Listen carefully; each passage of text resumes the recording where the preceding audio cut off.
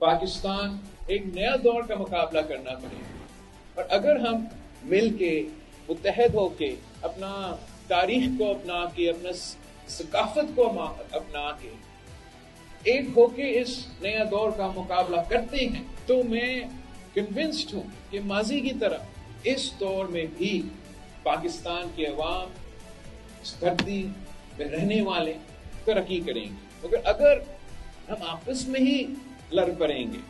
अगर हम ये नहीं समझेंगे कि ताकत किसी बंदूक, किसी गोली में नहीं, आपकी सकाफत में है, आपकी सियासत में है, आपकी कल्चर में, तो फिर जो नौजवान नस्ल की उम्मीदें हैं, हम उनके उम्मीदें के मुताबिक परफॉर्म शायद नहीं कर सकेंगे।